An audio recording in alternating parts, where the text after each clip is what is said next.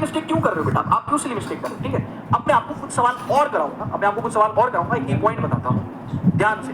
अभी तक आपने कितने फॉर्मूले पढ़ा, कुछ पढ़ा ही नहीं अभी तक। फर्स्ट लॉ में कोई फॉर्मूला था नहीं, सेकंड लॉ था F बराबर dp by dt, वहां से जो कंक्लूजन आए वो देख लिए। 99.9% केसेस में लगता है F बराबर है। सेकंड लॉ के हिसाब से हमने बोल दिया F बराबर dp by dt या delta p by delta t। Delta t इधर चला गया तो फोर्स इनटू डेल्टा t क्या हो गया, डेल्टा p। याद है क्या? हाँ सर याद है। एक चेंज इन मोमेंटम हो गया impulse F into delta t। अब डेल्टा p, F और डेल्टा t, तीन में से दो चीजें देख के एक चीज पूछ लेगा। क्या मैंने आपको एक बात बताई थी? अब यहाँ पे लिख, मतलब की पॉइंट में फाइनल नहीं लिख रहा, मेरे को एक बात ये बताया था। हाँ सर, फिर मैंने बताया था कि P को डिफरेंशिएट करके फोर्स आता है, इंस्टेंटेनियस फोर्स बताया था। फिर मैंने ये भी बताया था कि P को डिफरेंशिएट करके आता है, तो उस पर भी सवाल करा दिया। P वर्सेस T ग्राफ का स्लोप दे दिया, तो slope of P versus T graph gives you force, ये भी बताया था। फिर मैंने dt को इधर भेजा था, दोनों तरफ साफ छोड़े थे। फिर मैंने बताया, अभी सब लिखूंगा मैं, तो कह रहा हूं मैंने बताया था, मैं याद दिला रहा हूं कि मैंने बताया था। मैं एक बार ना, वैसे तो आप में से कोई गवाही ले लेगा, लेकिन मैं भाई मैं मेक श्योर करना चाहता हूं, और मैं आपको बता भी देता हूं मैंने कब बताया, फिर से बताऊं, लेकिन मैं आपकी बात बता चुका हूं और अब दूसरी बार बता रहा हूं, ठीक है। मैं आपको बताता हूं, ये कहां गया, मैं दिखाता हूं, एक मिनट रुको बस। लेक्चर 2 नहीं, शायद लेक्चर 1 में F बराबर dp by dt, फोर्स बराबर फाइनल मास, एक मिनट, लेक्चर 1 का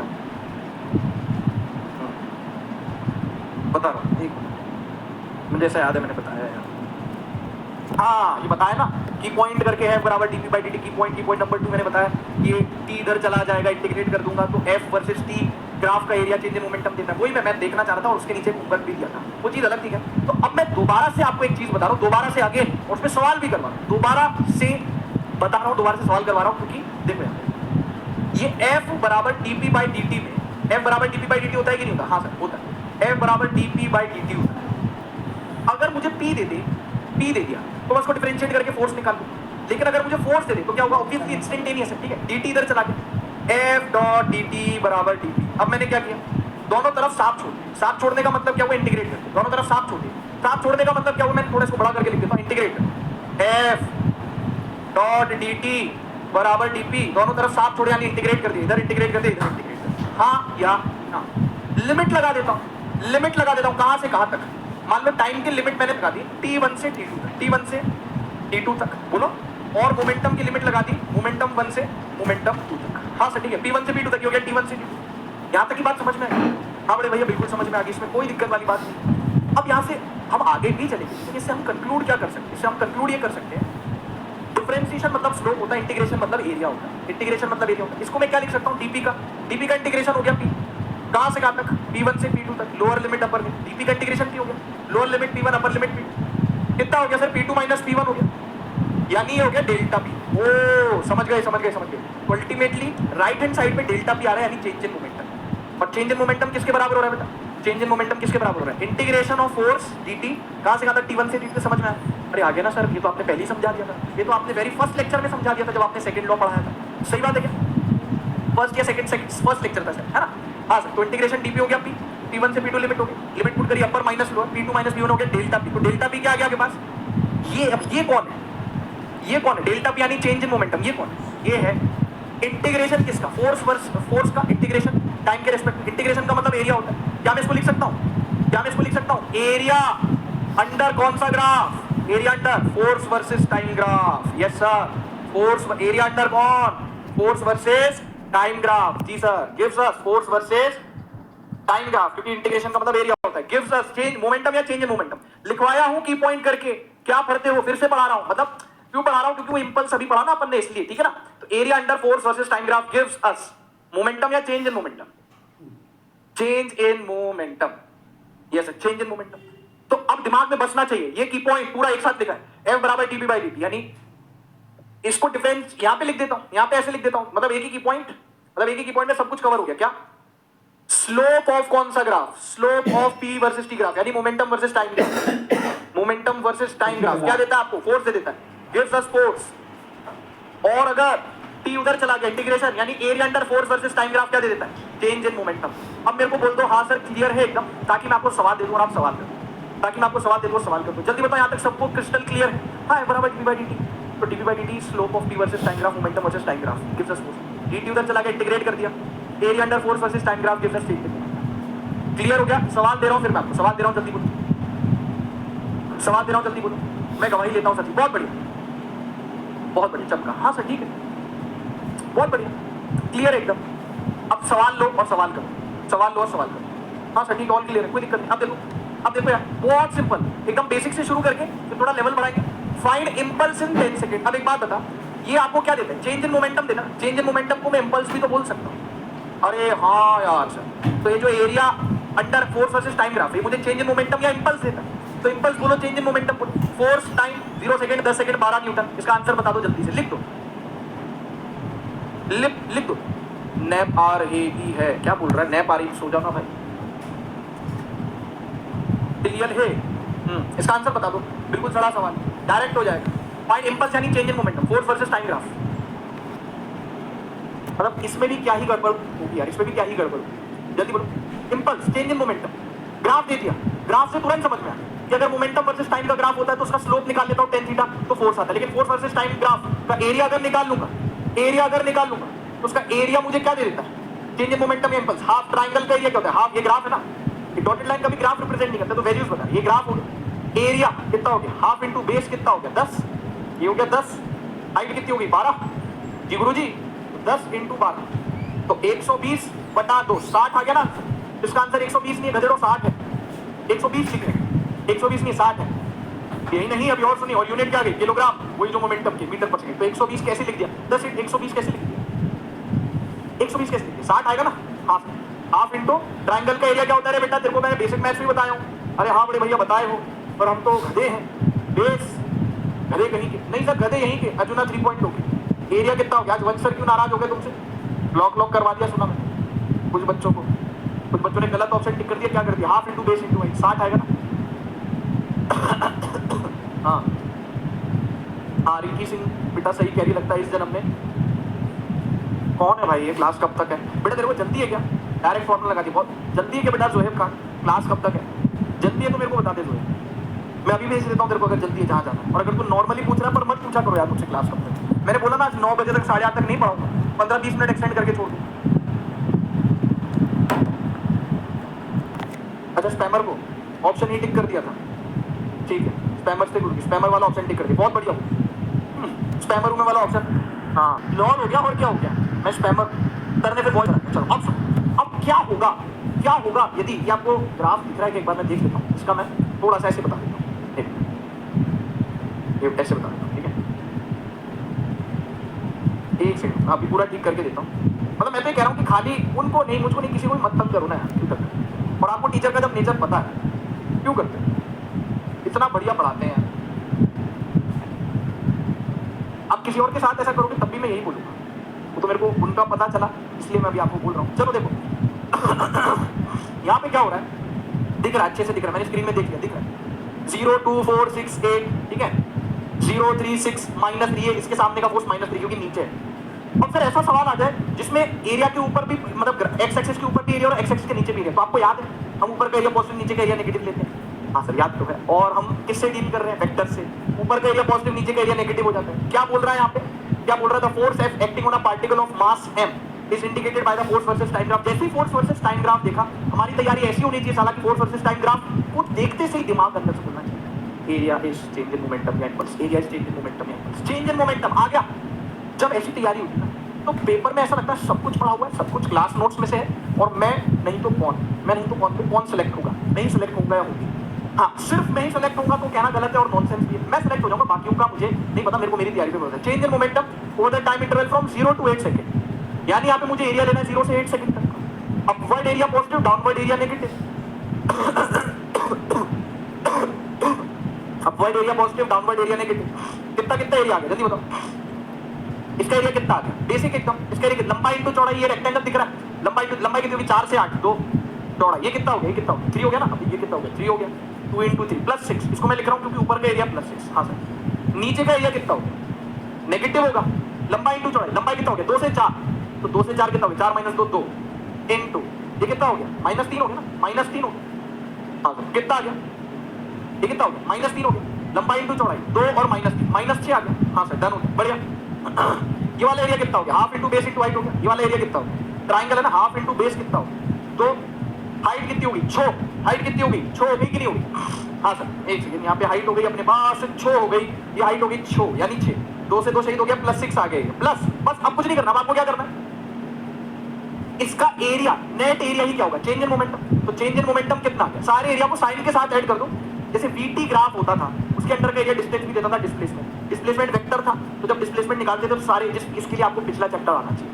पिछले चैप्टर में मैंने कंसेप्ट समझाया था कि एक्स एक्सिस से ऊपर का एरिया पॉजिटिव, एक्स एक्सिस से नीचे का एरिया नेगेटिव, है ना। चेंज इन मोमेंटम सारे एरिया किसके साथ, साइन के साथ जोड़ दो, +6 प्लस -6 +6 +6 -6 शहीद हो गए, +6 -6 शहीद हो गए, कितना आ गया, +4। आंसर आ गया आपके पास, आंसर आ गया। सर न्यूटन पर, न्यूटन इनटू सेकंड कैसे आ गया, बताता हूँ कैसे। पहले होता आंसर 6 आ गया, समझ में आ गया, हाँ सर, है ना। ये PYQ है, क्या है ये पूछ चुका है पेपर में, ये सवाल पेपर में पूछा हुआ है यार, मैं देख के बता दूंगा, पर ये पूछा हुआ है, आप समझो है ना। सर यूनिट कैसे आई इसकी, न्यूटन सेकंड, कितना इजी, देखो मेरे को एक बात बताओ, या तो आप बोलते हो इंपल्स की यूनिट चेंज इन मोमेंटम की यूनिट के बराबर है, जो कि हो जाएगा मोमेंटम के बराबर, मास वेलोसिटी केजी इनटू मीटर पर सेकंड, या फोर्स की यूनिट कितनी होगी, न्यूटन, टाइम क्योंकि सेकंड, तो न्यूटन सेकंड भी जायज है, न्यूटन सेकंड भी सही। तो आप इसकी यूनिट को केजी मीटर पर सेकंड बोलो या न्यूटन सेकंड बोलो, एक ही बात है, न्यूटन सेकंड बोलो, न्यूटन इनटू सेकंड बोलो या केजी मीटर पर सेकंड बोलो, दोनों जायज हैं, डायमेंशनल फार्मूला दोनों से यही आएगा। क्या आपको ये समझ में आ गया, समझ में आ गया, जल्दी बोलो समझ में आ गया, फिर अपन आगे चलेंगे, कंजर्वेशन ऑफ लीनियर मोमेंटम पढ़ाऊंगा, जल्दी बोलो। यश कह रहा है सर स्कूल का प्रोजेक्ट बना था, कल के टेस्ट की तैयारी नहीं दूं, यानी टेस्ट दे दे मेरे भाई। यश ऐसे मत कर यार, हम बाद में फिर कहीं रिग्रेट ना करें, बाद में मतलब कि हम स्कूल के प्रोजेक्ट के चक्कर में नीट की तैयारी को सीरियसली नहीं ली, ठीक है। रेक्टेंगल का 4 है, एक मिनट देख रहा हूँ 3 × 4, हाँ सही कह रहे हो, मैंने गलत किया, हाँ सही कह रहे हो, रुक जाओ बता रहा हूँ, ठीक कर रहा हूँ, सही कह रहा हूँ, अच्छा किया बता दिया, पर अब सब एकदम से पागल हो जाएंगे। ये तो सही है ना, 2 × 6/2, ये 6 हो गया, 2 × 3 6 हो गया, इसको ठीक कर देता हूँ, 4 से 8 कितना हो गया, हो जाएगा 4, you are right, yes guys you are right, 4, ये हो गया 4 × 3 12, इसको +12 लिखो। अब कितना हो गया आंसर, अब कितना हो गया +6 +12 +-6, या ऐसे लिख दो, क्या फर्क पड़ता है, पहले वाला है +6 फिर +-6 फिर +12 हो गया, हाँ सर, तो 6 - 6 शहीद हो गए, कितना आ गया, +12 आ गया, हाँ सर ठीक है। इंसान से गलती हो जाती है, मेरे से भी हो गई, पर एकदम चैट में सब भावनाओं में बह जाते हैं, ठीक है, कर दी लिटिल गलती करने का तरीका थोड़ा कैजुअल, हाँ सर ठीक है, डन हो गया, 12 कर दिया ना मैंने, 4 से 8 यानी 4 और ये हो गया, हो जाता है हाँ खैर।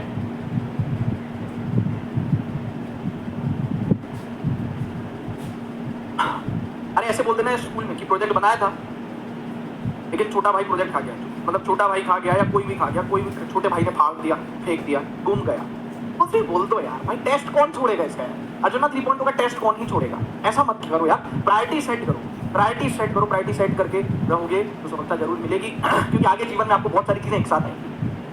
अभी तो सिर्फ काम क्या है, पढ़ाई, नीट की तैयारी और स्कूल। अभी जब आप ग्रो अप होगे, ग्रोन अप मैन या वुमेन आप बनोगे तो बहुत सारी चीजें एक साथ आएंगी, और बहुत सारी चीज एक साथ आप एक साथ तो नहीं कर पाओगे, तो आपको प्रायोरिटाइज करना पड़ेगा काम। तो स्कूल के प्रोजेक्ट के लिए कौन टेस्ट छोड़ता है, दे दिया टेस्ट, रात भर तैयारी कर ले, मैं तो बोल रहा नहीं बोल रहा कि पूरी रात जग, बट अब तू देख ले, ठीक है, तूने पूछा मैंने बता दिया, हाँ सर ये हो गया, डन हो गया। अब सुनना बहुत ध्यान से, मैं वापस यहाँ पे जा रहा हूँ, अगर मैं पी को डिफरेंशिएट कर दूंगा टाइम के रेस्पेक्ट में तो फोर्स आ जाएगा, हाँ इसका मतलब तो अगर मैं फोर्स को इंटीग्रेट कर दूंगा टाइम के रेस्पेक्ट में तो चेंज इन मोमेंटम आ जाएगा, तो इसमें भी तो सवाल पूछ सकता है। अरे यार बात तो आपकी सही है गुरु, बात तो आपकी गुरु एकदम सही है, कैसे फोर्स को इंटीग्रेट कर दूंगा टाइम के रेस्पेक्ट में तो चेंज इन मोमेंटम आ जाएगा कि नहीं, तो इसमें कैसा सवाल फ्रेम कर सकता है वो भी बता दो। मैंने कहा भाई कैसा सवाल फ्रेम कर सकता है लेक्सी देखो भाई कैसा सवाल फ्रेम कर सकते हैं, देखो मैं करके बताता हूँ, एक काम करते हैं, यहाँ पे मैं ऐसे लिख देता हूँ, इसको तुम कर देना कोई दिक्कत नहीं, मैं ऐसे लिख देता हूँ एग्जाम्पल, एक सेकंड को, एक मिनट एग्जाम्पल। हाँ सर आपकी बात एकदम 100% सही है सर, इसमें कोई शक शंका नहीं है सर, अरे हाँ ये इसमें कोई शक शंका नहीं है सर, जो आप बोल रहे हो ना कि इंटीग्रेट कर सकते हो फोर्स को, तो कैसा सवाल पूछ सकते हैं, देखो मैं आपको बताता हूँ, बहुत बेसिक है, इसीलिए डिफरेंशिएशन इंटीग्रेशन पढ़ाया जाता है। अगर आपको डिफरेंशिएशन इंटीग्रेशन नहीं आएगा तो कद्दू आप ये चीजें समझ पाएंगे, अब आपको उसका महत्व समझ में आ रहा होगा, तब बच्चा बोलता है उसका एप्लीकेशन कहाँ है, जरा बताइए चश्मे वाले, तो क्या बोलता था, रुक जा थोड़ा सा रुक जा, तू देख आगे आगे क्या होता है। अब सुन, if force as a function of time, सुनो सुनो सुनो, if force as a function of time is given by, बहुत बेसिक, इज गिवन बाय, ऐसे बोलिए F is equal 2t plus 3t² newton, है ना, हाँ सर न्यूटन, देन फाइंड, बोल रहा है देन फाइंड अगर force as a function of time, machine है सर, टाइम डालो फोर्स निकालो, मशीन है सर। फिजिक्स पढ़ रहा हूँ सर, अय्या भैया बीच में सैया। डॉक्टर तो बनना ही है, ये तो क्लियर है, चाहे 10th में कम मार्क्स आ जाए चाहे 12th में कम मार्क्स आ जाए, डॉक्टर तो बनना ही है, ये तो क्लियर है। एफ बराबर ही दे दिया आपको, बोल रहा फाइंड चेंज इन मोमेंटम या इंपल्स, इंपल्स या change in momentum as a function of time. तो अब सुनो मेरी बात, as a function of time, ये बहुत सड़ा वाहियात सवाल है, 2 टके का सवाल है। क्यों? ऐसी चीजें देख के बच्चा घबरा जाता है। घबराना नहीं, सबसे पहले आपने घबराना नहीं। ये मैं कर देता हूँ, अगला सवाल आप कर देना, जो कि पी/क्यू भी अगला सवाल। तो मुझे नॉन पी/क्यू मुबारक और आपको पी/क्यू मुबारक, मैं आपको पी/क्यू दे दूंगा।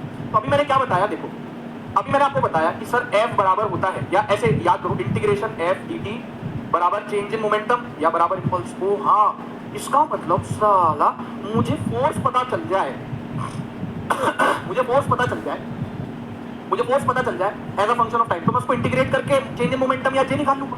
हाँ सर, करना क्या है, कुछ नहीं, फोर्स की जगह रख दो, फोर्स की हकीकत रख दो। फोर्स की क्या हकीकत है? फोर्स की हकीकत है कि फोर्स है 2t + 3t², लो कर लो बात, dt बराबर क्या हो गया, चेंज इन मोमेंटम या इंपल्स।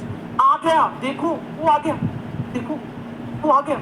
अरे आ गया कि नहीं आ गया? हाँ सर आ गया ना। डायरेक्ट आपने क्या करना है, इंटीग्रेशन करना है, कर दीजिए इंटीग्रेशन। 2t का इंटीग्रेशन कितना हो जाएगा, 2t की पावर 1 है, 1 + 1 2 डिवाइडेड बाय 2 प्लस 3t² का इंटीग्रेशन क्या हो जाएगा, 2 की पावर t/2 है, 2 + 1 3 डिवाइडेड बाय 2 + 1 3 प्लस c लिख दो यार, क्या फर्क पड़ता है। मैं फिलहाल यहाँ पे प्लस c नहीं लिख रहा, तो हाय तौबा मत मचाना, टेंशन मत लेना, पेपर में भी इतनी वो टेंशन लेता। ये आ गया जे, पूरे इंटीग्रेट। अब जिसको इंटीग्रेट करना नहीं आता उसको तो दिक्कत होगी, क्योंकि इंटीग्रेशन की जरूरत पड़ेगी। कितना आ गया, t² + t3। और रे दादा, आंसर आ गया चेंज इन मोमेंटम यानी impulse as a function of time. इसको इंटीग्रेट करते यार सर, तो बहुत इजी है। मैं तो इजी है ही से, बता दे जल्दी से, समझ गया क्या? इंटीग्रेशन एफ डी टी बराबर चेंज इन मोमेंटम या फोर्स की हकीकत डाल दी, इंटीग्रेट कर दिया, आ गया यार आंसर यार। कल ले यार, अगला सवाल दे रहा हूं मैं तेरे को। कल की टाइमिंग हिमांशु मैं बता चुका हूं, नोटिफिकेशन भी आ जाएगा, मैं अब बार बार नहीं बताऊंगा। 7 PM से 9 PM कल की टाइम है ना, बता दी, मैंने पहले भी बताया था पिछली क्लास में। हाँ सर, क्रिस्टल क्लियर है। एक पी/क्यू कर दो, फिर एक सवाल होमवर्क के लिए देता हूं, कर लेना। ठीक है बड़े भैया, ठीक है, easy peasy lemon squeezy, done हो गया? जल्दी बोलो। मैं गलती से, अब ऐसे ऐसी थोड़ी गलती कर दिया, डिफरेंशिएट कर दिया था, पर अब आ गया। ठीक है, ठीक, लगता है गुरुजी आपकी सुपारी देनी पड़ेगी। मोहम्मद दे दे भाई, दे दे, काम कर, तू सुपारी दे दे। ये सब छोड़ देंगे तेरे को, फिजिक्स किससे पढ़ेंगे, ये छोड़ देंगे तेरे को, तू इनसे बच लेगा फिर। हाँ सर, हो गया सर, डन हो गया। ठीक है, अब ये वाला सवाल कर दो बेटा, ये वाला सवाल कर दो। If force equals to 500 - 100t, तू मेरी सुपारी देना दे, लेकिन मैं तेरे को अभी तुरंत ब्लॉक करवा सकता हूँ। तू मेरी सुपारी देना दे, मैं तुरंत तेरे को ब्लॉक करवा सकता हूँ, है ना? ठीक है, चलो। f इक्वल्स टू 500 - 100t बोला जा रहा है, then function of impulse with time will be. इसका आंसर बता दो, बोल दे देता हूँ, देख लो भाई, तो बिना कलम चलाए ही हो जाएगा, कोई दिक्कत नहीं। इसका answer I fail in mid term, कोई बात नहीं, कल 2 क्लास। फोर्स को 500 का इंटीग्रेशन क्या, 500t - 100t का इंटीग्रेशन 100t²/2। अब क्या बच्चे की जान लेगा? इसका इंटीग्रेशन कितना हो जाएगा sir, integration F D T कितना हो गया, 500 - 100t का इंटीग्रेशन। नहीं कर सकता, बेसिक मैथ्स किस दिन के लिए पढ़ा था, 500t - 100t की पावर क्या हो गया, देखो ना, इधर लिख देता, 500t - 100t की पावर 1 + 1 2 डिवाइडेड बाय 2 कितना आ गया बेटा, 50। तो आंसर आ गया 500t - 50t²। 500t - 50t² यानी फर्स्ट ऑप्शन। अब देखिए आपने क्या गुल किला है, 76% अप्रोक्सीमेटली, जबकि इसमें तो पूरा 90% से ऊपर आना चाहिए था। क्वेश्चन बाद में आता है, कोई बात नहीं, अब चलो जाने दो, वो बाद में आता है, पहले आता है, उसमें टीचर कुछ नहीं कर सकता, टीचर के हाथ में समझाना है। लेकिन आप देखो कि कितना ईजी है इंटीग्रेट करना, किसे इंटीग्रेट करना, किसे डिफरेंशिएशन कैसे करना, कैसे पता चलेगा? अरे मूर्ख, एफ बराबर dp/dt, टी को डिफरेंशिएट करके फोर्स आएगा, एफ डी टी उधर चला गया, बराबर चेंज इन मोमेंटम, एफ को इंटीग्रेट करके चेंज इन मोमेंटम या इंपल्स आएगा। कितना इजी है, पी को डिफरेंशिएट करेगा टाइम के रिस्पेक्ट में फोर्स आएगा, फोर्स को इंटीग्रेट करेगा टाइम के रिस्पेक्ट में तो चेंज इन मोमेंटम आएगा। कमाल का आगे भाई, ठीक है। हाँ सर, डन हो गया सर, ये हो गया। इंटीग्रेशन नहीं आता है तो पढ़े। अब ये सवाल आप होमवर्क में करेंगे, मैं आपको होमवर्क दे रहा हूँ, मैं आपको होमवर्क दे रहा हूँ, ये सवाल आप होमवर्क में करेंगे, ठीक है। अब किसी को लेट सपोज एक बात बताओ, कोई बोले मेरे को सवाल समझ नहीं है, जिसको डिफरेंशिएशन इंटीग्रेशन आता है वो ऐसी बात नहीं बोलेगा। अब जिसने बेसिक मैथ्स नहीं पढ़ा तो किसकी गलती, टीचर की या बच्चे की? मतलब इसमें तो हमें बोलना ही, मतलब इसमें तो पूछना ही बहुत बड़ी बेवकूफी की किसकी गलती, टीचर की या बच्चे की? हाँ, टीचर की गलती तब होती जब उसने डिफरेंशिएशन इंटीग्रेशन नहीं पढ़ा। टीचर ने बेसिक मैथ्स, बेचारे गरीब इंसान ने 9 की जगह 16 लेक्चर की, इस वजह से हम पीछे चले। टीचर ने इतना डिटेल में पढ़ा, इतने सवाल किए, तो बेचारा वो तलवार टीचर के सर के ऊपर लगी, क्योंकि उसने 6-7 लेक्चर ऊपर लिए। अपनी बात कर रहा हूँ, तो मैंने तो पढ़ा है, गलती आपकी, आपको बेसिक मैथ्स नहीं आता। अब क्या करें?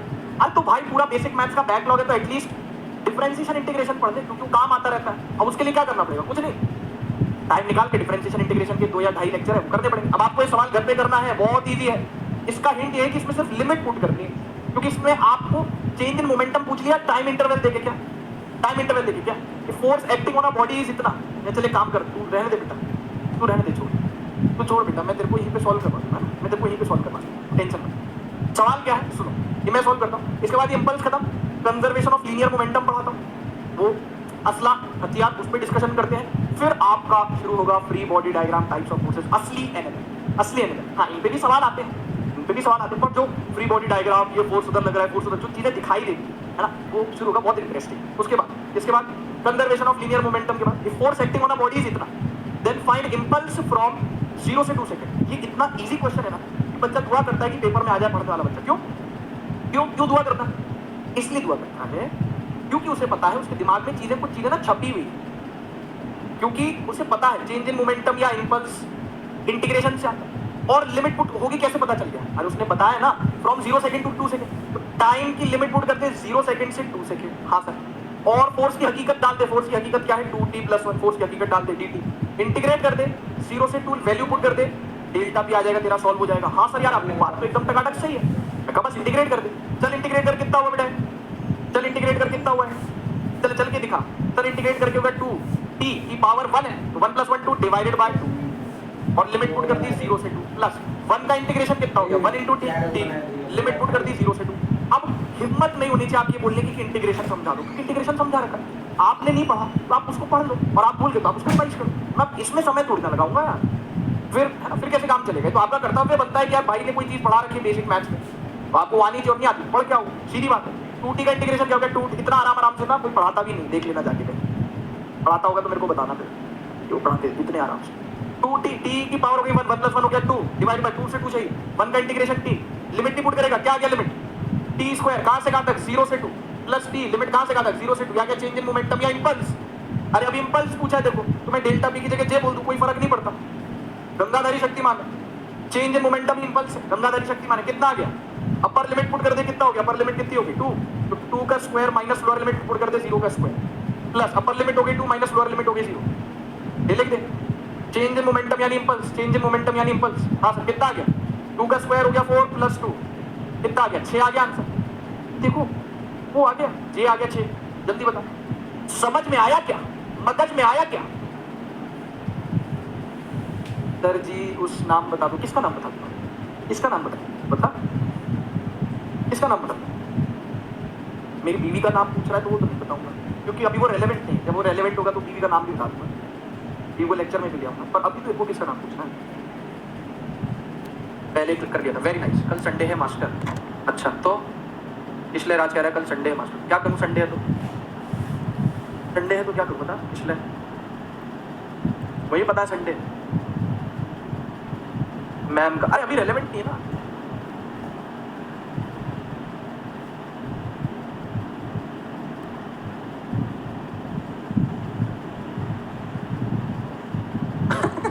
अदिति कह रही है सर जी हमारे स्कूल के टीचर इससे भी स्लो कराए हैं क्योंकि उन्हें पढ़ाना नहीं आता। चल देखो, कंजर्वेशन ऑफ लीनियर मोमेंटम पढ़ते हैं, लेकिन इससे पहले मुझे आप लोगों से सुनना है, आप लोगों से सुनना है। कोई नहीं, चिंता मत कर, मैं जब पढ़ता था ना तो मेरे को भी बहुत क्यूरियोसिटी होती थी, तो कोई उसमें कोई खराब बात नहीं, ऐसा नहीं कि तूने कोई खराब बात करी, खराब बात थोड़ी करी, मैं भी ऐसा ही था। होता है, स्टूडेंट को क्यूरियोसिटी होती है टीचर के बारे में जानने में, दैट इज टोटली नॉर्मल, और मैंने भी आपको एकदम नॉर्मल ही जवाब दिया, क्योंकि दैट इज नॉट रेलेवेंट ना। अभी हम उस बारे में कुछ चर्चा कर ही नहीं रहे इस बात, ठीक है? Conservation of linear momentum. अब हाँ, मैं कह रहा हूँ कि इससे पहले मैं आगे बढ़ूँ, मुझे आपसे गवाही चाहिए कि यहाँ तक हमको सब क्लियर है, और गिन लेना कितने सवाल करवा दिए। कल 21 सवाल तो मैंने आपको मोशन प्लेन के होमवर्क में डिस्कस करा दिए, जो कि लास्ट 3-4 लेक्चर्स के थे। मुझे यहाँ तक सुनना है कि हमें सब कुछ क्लियर हो गया। कल संडे है, मुझे भी पता है कल संडे, और संडे को क्लास लेना बच्चे के लिए इतना डिफिकल्ट नहीं जितना टीचर के लिए। क्यों? तुम लोग तो शादीशुदा नहीं हो, तुम गृहस्थी वाले नहीं हो, तुमको तो सुनने मिलता है, ठीक है संडे को भी क्लास ले, काम करो तुम क्लास है ना, ठीक है? अगले जन्म में घुमाएंगे, अगले जन्म में शॉपिंग कर लेंगे, इस जन्म तो तुम संडे को भी क्लास, आप समझ, हालांकि है ना, ठीक है ना? तो टीचर के लिए ज़्यादा मुश्किल होता है भाई, उसके भी तो और भी तो कमिटमेंट होते हैं। मैं जब संडे को क्लास ले रहा हूँ तो आपको अटेंड करने में दिक्कत नहीं होनी चाहिए किसी को। ऐसा कैसे हुआ है? t² कैसे कर दिया मतलब? वाह यार भाई, कोई कितना कॉन्फिडेंस है। 2t टी की पावर 1 है तो 1 + 1 डिवाइडेड बाय 1 + 1 नहीं करना, तो टी स्क्वायर नहीं होगा। और 1 का इंटीग्रेशन बिल्कुल रॉन्ग नहीं, एकदम सही है बेटा, एकदम सही, ठीक है ना, एकदम सही। को ना हो दिक्कत नहीं, को ना हो दिक्कत नहीं सर। सर हम भी कमिटेड है, ऐसी कोई बात नहीं है, हमें भी पता है ये सब क्या होता है, तो बहुत अच्छी बात है, भगवान तेरा भला करे। ठीक है, क्लियर हो गया। सड़ेला कंसेप्ट है, कैसा कंसेप्ट है, एकदम सड़ेला कंसेप्ट। ऐसा बोलना नहीं चाहिए पढ़ाई को लेके, लेकिन अब जो सड़ेली चीज है वो तो सड़ेली चीज है। सड़ेला कंसेप्ट मतलब बहुत टफ है ना, सड़ेला मतलब 2 रुपीज कंसेप्ट। और अच्छी बात क्या है, अच्छी बात क्या है कि हमने 9th में पढ़ा हुआ। अच्छी बात क्या है बेटा कि हमने 9th क्लास में पढ़ा हुआ है, इसमें हमने 9th क्लास में सवाल किए। हाँ देखो बहुत मजा आएगा, चलो मेरे साथ। जंगल कितना ब्यूटीफुल है, नहीं पढ़ा रहा 8:30 तक, 15-20 मिनट एक्सटेंड करूंगा बस। मेरा ये हिसाब किताब पूरा हो गया, ये हिसाब किताब पूरा हो गया, ज्यादा नहीं, बस खत्म है, खेल खत्म है बॉस। फिर कल से मैं उस पर आऊंगा, फ्री बॉडी डायग्राम, और बहुत मजा आने वाला है कल की। ओ भैया कल की क्लास में नहीं आएगा ना तो तू अपना नुकसान करा लेगा, कल की क्लास में आ जाना। फिर मैं एक चीज बोर्ड पे लिखूंगा, आप बोलो यार गुरुजी आप एक्सटर्नल फोर्स लिखो, एक ही बात है, लेकिन यहाँ पे मैं लिख देता हूँ एक्सटर्नल फोर्स, क्योंकि मैं इंटरनल फोर्स की तो बात ही नहीं करता, है ना। F = dv/dt। यार मालिक आप कितने ज्यादा ऑब्सेस्ड हो यार इस फॉर्मूले से, इसके अलावा आपके पास कुछ है ही नहीं। मैं कहा सच में, अभी तक तो अपने पास इसके अलावा कुछ सच में नहीं। वापस से आ गया निर्लज, फिर आ गया मनूस मारा, फिर से आ गया। F external = dv/dt, F external = dv/dt। आप ये सोचो जैसे अक्टूबर खत्म, नवंबर दिसंबर, जनवरी में एक छोटी बहन है, मतलब हम 2 भाई बहन, 3 साल छोटी है मुझसे। मेरी छोटी बहन, सगी छोटी बहन जो 3 साल मुझसे छोटी, उसकी शादी है जनवरी में। मेरी मम्मी ने मुझसे पूछा कि मेरी मम्मी ने मुझसे पूछा नहीं, बोला छुट्टी लेनी पड़ेगी। अभी 3-4 दिन पहले की बात है, ये शादी है बहन की, पता है? हाँ पता है। मैं कैसे ऐसे ताने मारोगे, तानाजी बन रहे हो। मैंने कहा मम्मी से, मैंने कहा तानाजी बन रहे हो, ताने बहुत मार रहे हो। बोले बहन की शादी है, छुट्टी लेनी पड़ेगी। मैंने पता क्या बोला उनको, मैं बोला आप जितनी सोच रहे हो ना छुट्टी उतनी तो नहीं ले पाऊंगा। ये मेरे वर्ड से, मेरे को बहुत दिल में पत्थर रख के बोला। अब आप मुझे बताओ कि मैंने कौन सी जिम्मेदारी को ज्यादा तवज्जो, आपकी जिम्मेदारी को ज्यादा तवज्जो दी मैंने उनको बोला आप जितनी सोच रहे हो ना उतनी छुट्टी मैं ले लूंगा। फिर उन्होंने बोला कि जितनी जरूरी है उतनी तो ले लेगा छुट्टी। मैं कहा उतनी जितनी जरूरी है ना मेरे में उतनी मैं छुट्टी ले। उसमें भी फिर मेरे को उस वक्त आपको रिकॉर्डेड सेशन भेजने पड़ेंगे। तो मेरे दिमाग में वो, अब आप सोचो कितनी बड़ी बात मैंने आपको बोल दी, आपको इसको एनालाइज करना है, इसको एनालाइज करना, ठीक है।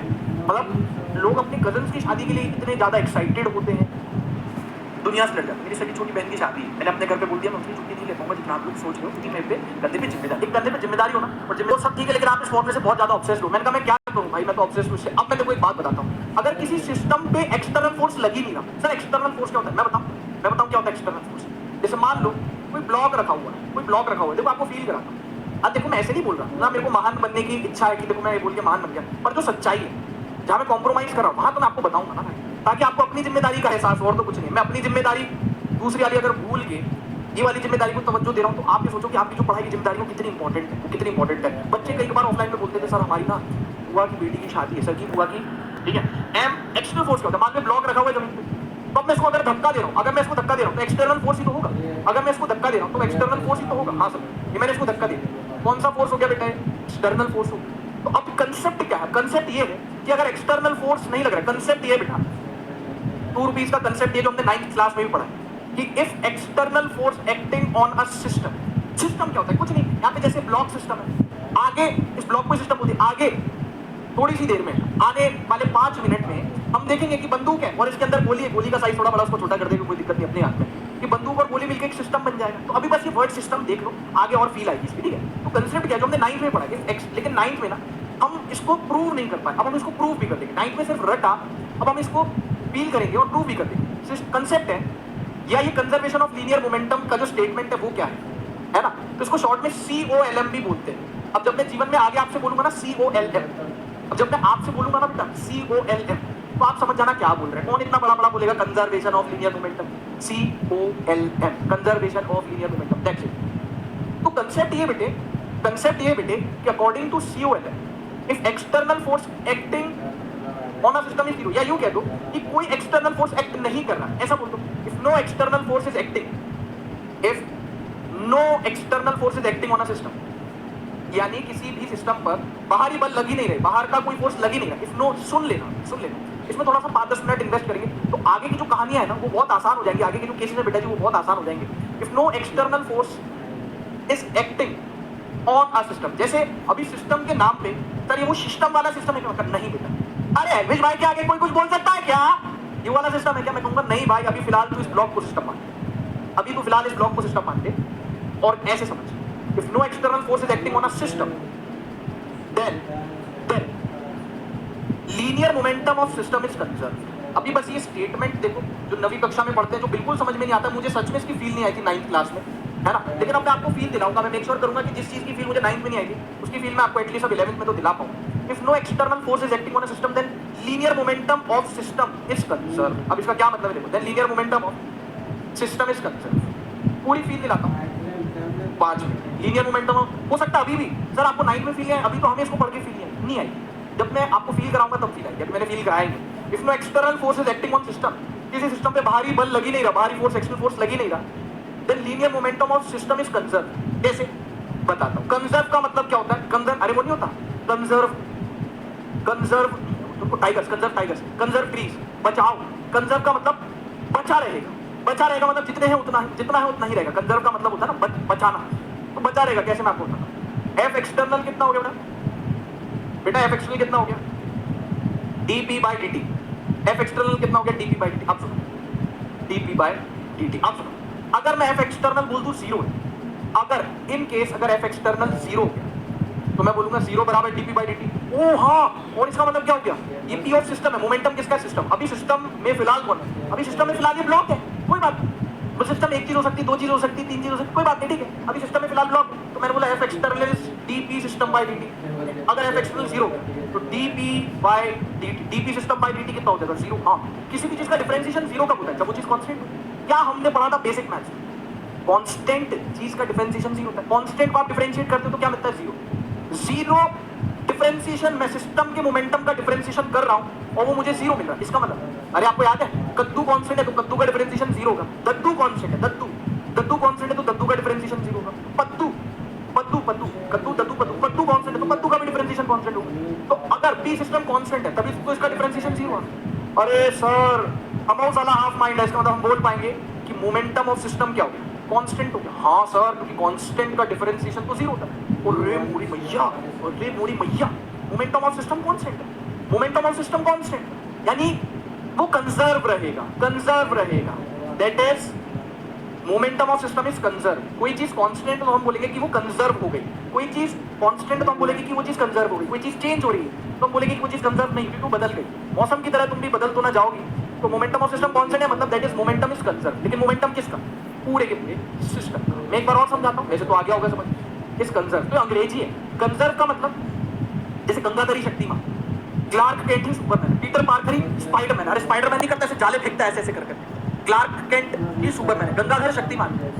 तो जैसे change in momentum he impulse है, वैसे कांस्टेंट का ही मतलब कंजर्व है। कांस्टेंट का मतलब ही कंजर्व है। कांस्टेंट का मतलब क्या हो गया? कंजर्व होना। आप सुनो, फील करो। अच्छा, कोई सिस्टम है, सिस्टम में एक चीज भी हो सकती है, 2 भी हो सकती है, ठीक है, कोई बात नहीं, जाने दो। अभी सिस्टम के नाम पे ब्लॉक है।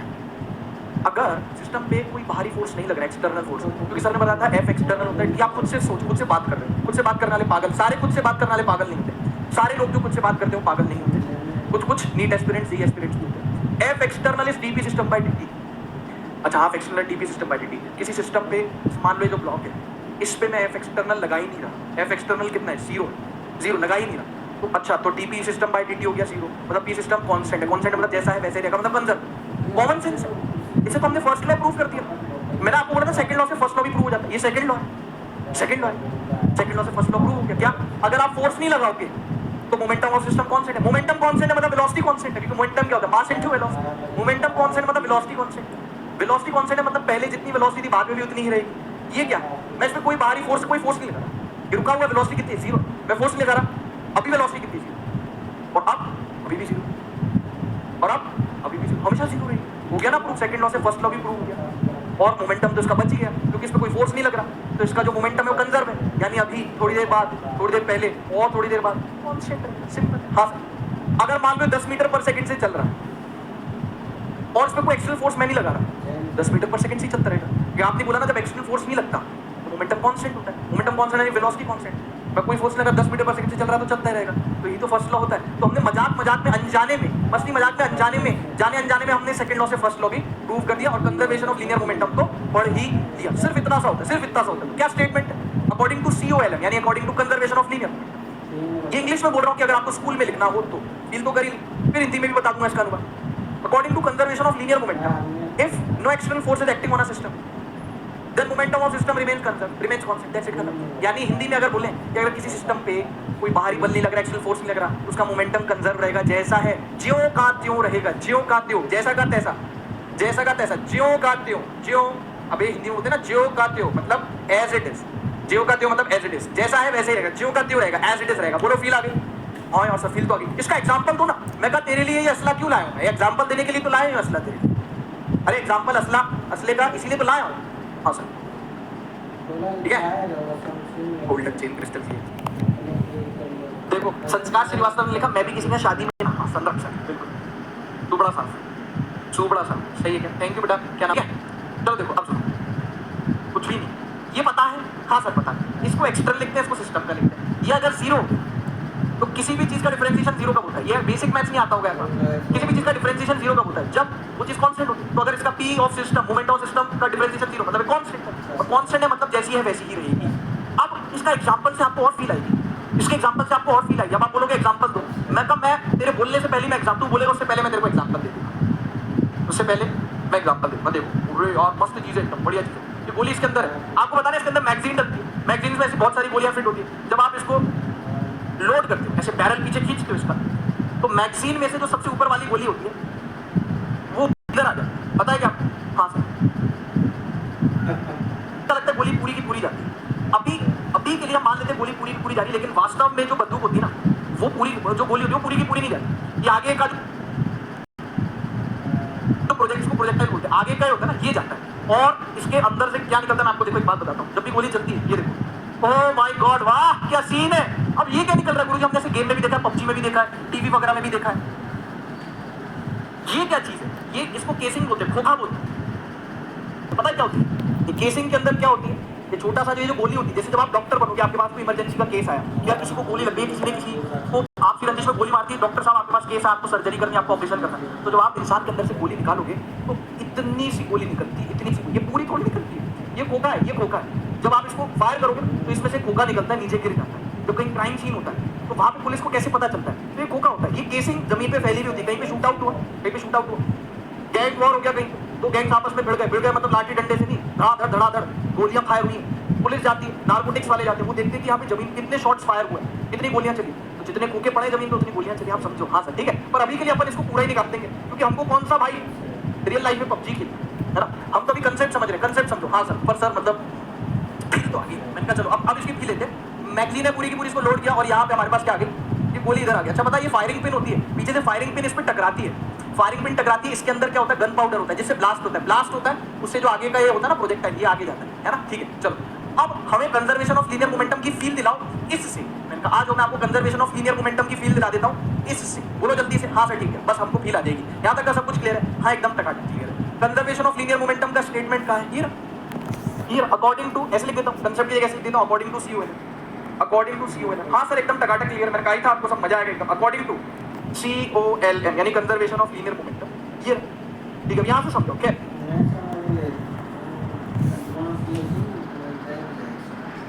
सीधा बैठ जा बेटा, सीधा बैठ जा, कंसेप्ट समझ ले, इस पे सवाल करा देता हूँ, सीधा बैठ जा बेटा, कंसेप्ट समझ ले मेरे छोटे भाई, मेरी छोटी बहनी, कंसेप्ट समझ ले बेटा।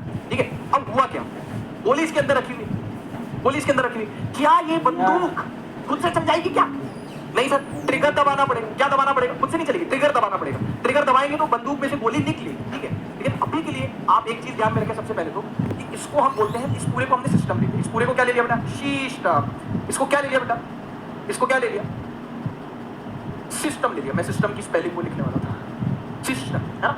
ये सिस्टम हो गया। सिस्टम में कौन कौन है? Gun plus bullet. सिस्टम में कौन कौन है बेटे? सिस्टम में कौन कौन है बेटे? गन भी है, बंदूक भी है, और बंदूक के अंदर की गोली भी है, बुलेट। तो बुलेट तो हमारे पास भी है, बहुत बढ़िया, पर वो चलती है। तो मैं कहूँगा ये भी तो चलती है। बुलेट है, हाँ है। अरे जो चलती है, हाँ सर तो ये भी तो चलती है। Gun plus bullet. अब सुना बहुत ध्यान से। अभी के लिए हमको एक चीज माननी पड़ेगी कि ट्रिगर वाले हमने दबा दिया, लेकिन यहाँ पे जो पूरी प्रक्रिया हो रही है, इस पर कोई एक्सटर्नल फोर्स नहीं लग रहा है। मैं कोई फोर्स नहीं लगा रहा हूँ, ठीक है। मैंने प्रक्रिया शुरू कर दी, ट्रिगर खींच के, लेकिन ऑटोमेटिक बंदूक भी तो होती है, कंप्यूटराइज्ड बंदूक होती है। आपको पता है क्या? एक सेकंड, आपको पता है कि कंप्यूटराइज्ड बंदूक भी होती है, यानी जो कंप्यूटर से चलती है। जी हाँ, मैं कंप्यूटर वाली अंदर गेम वाली बात नहीं कर रहा हूँ, जो ऑटोमेटिक होती है, जिनको कोई आदमी बहुत दूर बैठा और किसी को उड़ाना है, तो उसने कंप्यूटर पे क्लिक किया और गोली चल गई। ठीक है, तो अभी के लिए आप ये मान के चलना, अभी के लिए मान के चलो कि ठीक है, मैंने माना हमने इसको घोड़ा बोलते हैं, ट्रिगर, ट्रिगर को बोलते हैं घोड़ा। हमने घोड़ा दबा दिया, घोड़ा खींच दिया, यानी कि ट्रिगर भले हमने दबा दिया, लेकिन कोई एक्सटर्नल फोर्स नहीं लगा। गन ने बुलेट पे फोर्स लगाया, बुलेट ने गन पे फोर्स लगाया। इनका आपसी मामला है, इनका जाति मामला, आपसी मामला है, एक्सटर्नल फोर्स नहीं। तो पहले मैं आपको बता दूं, कई बच्चे बोल के आपने